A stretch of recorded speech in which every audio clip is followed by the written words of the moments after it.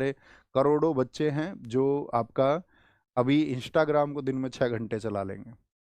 उनका डेली का watch time तुम देखोगे मोबाइल में तो जाके तो 5-6 घंटे इंस्टाग्राम ही चला लेंगे। तो अपने ऊपर गर्व करो कि आप उस अच्छे वर्ग में से एक हैं जो अपने जीवन को संवारने में लगे हुए हैं। ठीक है। और नहीं तो हमारे पास तो एक दो मैसेज आ रहे थे उस वीडियो के ऊपर, आप समझ गए होंगे, है ना। मतलब लोग सोचने और समझने को तैयार ही नहीं है। उनको मुद्दा ये लग रहा है कि अखिलेश यादव जी मुद्दा है, अनिरुद्धाचार्य जी मुद्दा है। मुद्दा ये नहीं है। मुद्दा आपको पढ़ना पड़ेगा ना सनातन व्यवस्था को। दयानंद सरस्वती जी क्या कहते थे, उन्होंने क्या कहा है। अच्छा आप एक बात बताओ, अनिरुद्धाचार्य महाराज जब प्रेमानंद महाराज के पास गए थे, प्रेमानंद महाराज जी को सुनते हो तुम? कभी भी आपको लगा उनकी बातों में कि उन्होंने कोई चमत्कार जैसी बात की हो? वो सत्य पर बात करते हैं ना, वो विज्ञान को भी मानते हैं, वो टेक्नोलॉजी को भी मानते हैं, वो कहते हैं कि आस्था रखिए। तो वो लोगों को गाइड करते हैं। तो अनिरुद्धाचार्य महाराज जब उनके पास में गए तो उन्होंने स्पेशली गाइड किया था उनको कि जिस बात को तुम नहीं जानते उसका उत्तर नहीं देना। अब कुछ लोग मेरे पास क्लिप भेज रहे हैं, कह रहे भैया आपने बात नहीं सुनी। अरे भैया मैंने पूरी बात सुनी है, तुमने पूरी बात नहीं सुनी। पहली बार में उन्होंने जवाब दिया था। पहली बार में जवाब क्या दिया था? पहली बार में जवाब दिया था उन्होंने वासुदेव। जब दोबारा सवाल पूछा गया तो नाम बदल दिया कन्हैया, और फिर गलती भी ना माने। बात धर्म की है ही नहीं। बात यह है कि आप मुझसे पूछे गांधी का जन्म कब हुआ था, गांधी जी का जन्म हम कहेंगे आपसे 3 अक्टूबर को हुआ भैया। तो आप कहोगे नहीं भैया आपसे गलती हुई है।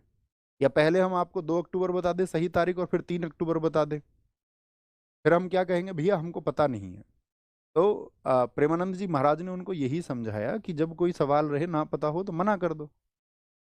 अब तुम मिसगाइड कर रहे हो लोगों को। 1 अगस्त पूरा समुंदर पी गए थे अंग्रेज, इसीलिए भाग गए इस देश से क्योंकि 15 अगस्त आ गए।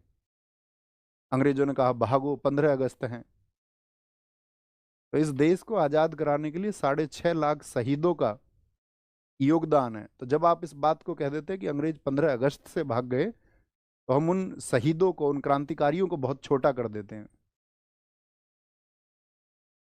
आप मुझे बता रहे हैं कि भैया ये तो संतों के पक्ष की बात नहीं है। संत समझते हो तुम किसको कहते हैं? संत उसको बोलते हैं इसका सत्य के साथ अंत हो जाए। प्रेमानंद महाराज सत्य की बात करने वाले व्यक्ति। हर किसी को आप संत बना लेंगे तो फिर कैसे बात बनेगी? आपके पास कोई पैमाना है क्या तय करने का? और फिर सबकी अपनी अभिव्यक्ति है। ऐसा मत करिए ना जैसा प्रदेश में किया जा रहा है। एक टीचर को गिरफ्तार कर लिया गया।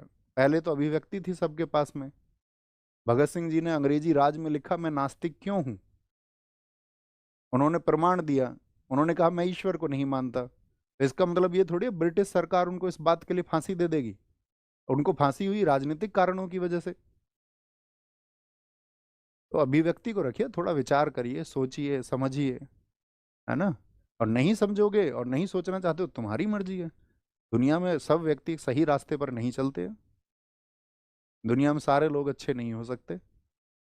इसकी कल्पना भी नहीं की जा सकती। और हम चाहे बेशक कितनी भी अच्छी बातें कर लें, वो कल्पना से परे की चीजें हैं, एकदम परे की।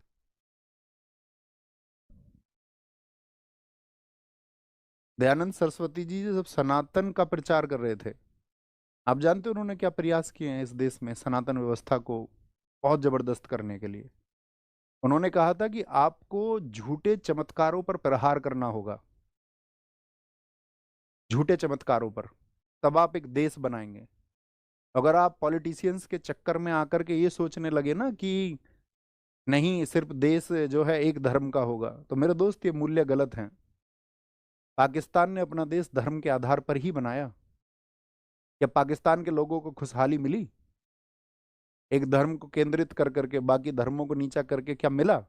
अब सत्य की बात करने को कोई तैयार नहीं है। अब बोलेंगे भैया हमको तो इंजेक्टिव इस तरह से किया गया है। पढ़ना इसको आप, सत्यार्थ प्रकाश को, एकादश समोल्लास, क्योंकि वहां अध्याय को समोल्लास कहा गया है। दयानंद सरस्वती जी ने कहा था आपका चमत्कार दिखाकर धर्म का प्रचार करना मूर्खता है। ईश्वर नियमबद्ध हैं और उनका जो कार्य होता है ना वो सदा कारण सिद्ध होता है। अब पढ़े जिंदगी तो बीत गई इंस्टाग्राम चलाते हुए, तो पता कहाँ से चलेगा। अच्छे लोगों को फॉलो करिए, अच्छे लोगों को